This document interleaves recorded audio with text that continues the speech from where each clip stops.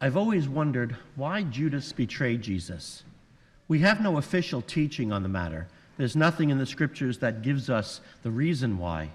And there have been many different speculations presented over the centuries about his reasoning. I personally think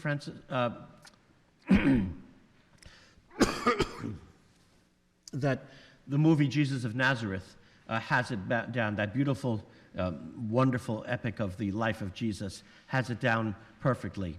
And that is that Judas somehow did not understand why Jesus would not meet with the Sanhedrin. He somehow assumed if he just met with them and explained to them the purpose of everything he was doing, well, then they would say, oh, okay, that's fine, and let him go. And he didn't know the deceit. He didn't realize that their intention was not to understand Jesus, but to condemn him. And so when Jesus would not meet with the Sanhedrin, he went out and instead worked a way to make sure that Jesus met with them. And he handed him over to them for 30 pieces of silver, which at the time was a year's salary for the average person. So it was a lot of money that he was given to turn Jesus over. And that's why when he realized Jesus was not being handed over to a meeting, but actually he had betrayed him to his enemies who were just looking for a reason to put him to death, that's when he went out and hanged himself. And I think the biggest problem, or the biggest mistake Judas made, was not betraying Jesus, but despairing of Jesus' forgiveness. If he had gone to Jesus later and said, Lord, I'm sorry, I didn't realize what I was doing, would the Lord have forgiven him? Absolutely. But his biggest mistake was he didn't know Jesus well enough to know that Jesus would forgive him even that. Even as Peter, who denied 3 times he even knew him, Jesus forgave him that. And so that was his biggest mistake, was not asking the Lord for his forgiveness, but instead taking his own life. And Judas is a wonderful reminder to all of us not to think we know better than God.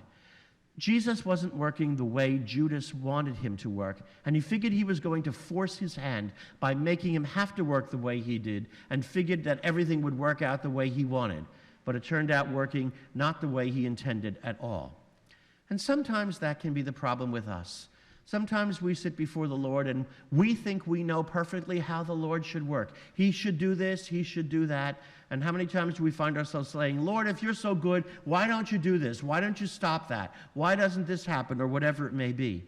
And sometimes maybe we even try to bring ourselves to the point of trying to force God's hand. Those magical miracle prayers, for example, that you see all over the place and sometimes in the newspapers that guarantee results, promise to work, never known to fail, or anything like that, are all attempts to try to force God's hand to do things the way we want and not the way God is calling it to do.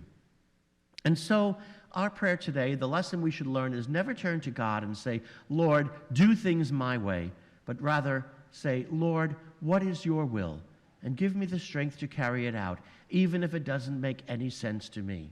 Because we can offend and betray the Lord even by trying to follow him. It's not just people who reject the Lord that end up betraying him, but even many people in the household of faith who love the Lord very much, as Judas did, and want to do what's right, can end up betraying the Lord and offending him. Remember that all of our best, just because we have every good intention, doesn't mean that everything is okay, and the Lord will say, well, you meant well. Because remember that Judas did not betray Jesus with a slap across the face, but with a kiss. May Jesus Christ be praised.